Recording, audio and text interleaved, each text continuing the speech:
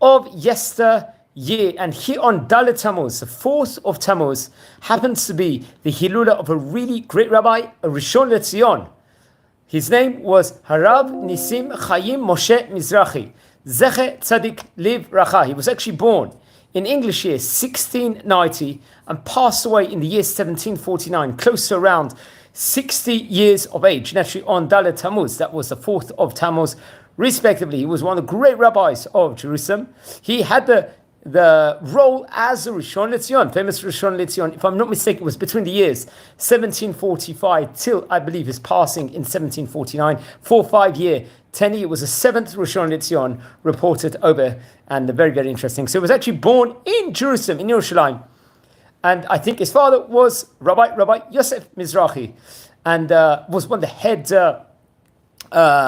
shochets inside the Jerusalem itself, respectively, at that time. Okay, who he was, it's reported over that he was a descendant of the Mishpachat of Baruch Mizrachi also, which is very, very interesting, very, very great family. Also, I think that was a family that actually moved to Jerusalem around the year approximately 1620, if I'm not mistaken. Very, very famous family over there. And I think at a young age, his father passed away, and his brother, Harav Yisrael Meir Mizrachi, another great rabbi who actually was author of the great book, the Pri Ha'etz, I think helped within regards to teaching, educating him as he was growing up. And they learned, I think, inside a famous yeshiva, the Yeshivat Bet Yaakov, a place we have spoken before, which was part of the Vatika of Yerushalayim itself, which was, I think, formed in the year 1691, if I'm not mistaken. Also a very, very great yeshiva there. And it's actually very interesting. Very, very great place over there. I think he got married twice, if I'm not mistaken. I think his first wife passed away, sadly, in the year Taf Tzadik Chet. And what's it called? It's very interesting. He was actually inside the place itself. There was a lot of anti-Semitism, unfortunately, at the time in Jerusalem. And the Ottoman authorities actually, I think, caused him a lot of problems over there. And because I think they tried to ban him on 2 different occasions, for no reason whatsoever, just because of other issues around, within regards to the subject of Jewish settlement in Jerusalem, if I'm not mistaken, 2 names were added to his name. The first name was, I think, Haim, and the name also Moshe. This was actually added to his name, to his original name. So it's actually interesting. So he had the name the whole time.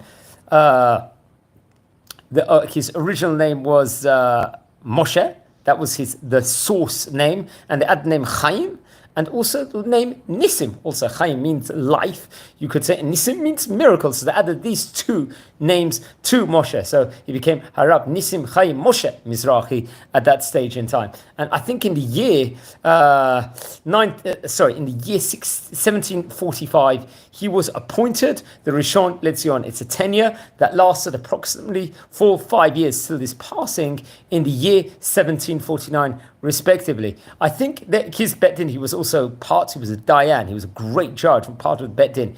They brought different takanot, famously, if I'm not mistaken. And one of the takanot was that if a man was between the ages of 20 to 60, they didn't allow, I think, one of the takanot was that they should not live in Jerusalem. They were, let's say, there was a prohibition against them. Remember, there was a lot of issues, a lot of anti-Semitic issues at that point in time, which caused all these different problems, just like there is nowadays anti-Semitism. There was back in the day over there. And he actually passed away, I believe, on the eve of Shabbat, Parshat Chukat, on Dalet Tammuz, and was buried in Har HaZeitim cemetery in Jerusalem, near the cemetery of his brother, Rabbi Yisrael Meir, and also, actually, interesting enough, near the kever of Rabbi Chaim ben Atar, one of the great rabbis also of Jerusalem, who we very much, who was a famous author of the book, the Orach Haim, also respectively. And it's going to be one of his students was another great rabbi named Rabbi Yonah Navon, very, very great rabbi Rabbi Yonah Navon was. Well, maybe we should, I don't think we've actually done a video on him. He actually passed away in the year 1760 and was one of the great rabbis of Jerusalem, also, and a famous Shada also, respectively, and had a close connection actually with the Chida himself, interestingly enough, Rabbi Yonah Navon. Also, it's actually interesting, after he passed away, another famous rabbi took his place as a Rishon Lecion, Rabbi Yitzchak Kýhen Rapaport, who was actually judge at one stage also in Izmir in Turkey also, and became the Rishon Lecion. Very, very interesting enough. He actually had a famous brother-in-law also. His brother-in-law's name was Rabbi Raphael Shlomo Havdalah.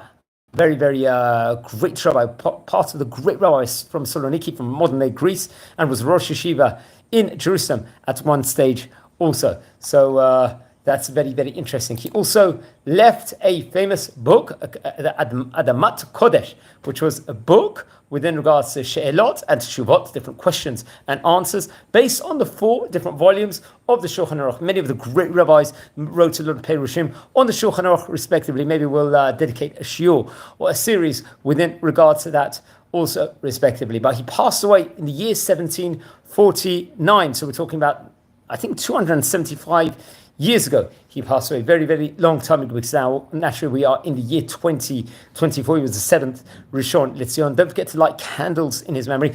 Please, everyone watching, subscribe to the channel. We're doing loads of videos on the great Rabbanim yesteryear. Please look up on all these rabbis also in the books and online and everything else. Don't just trust this biography over here.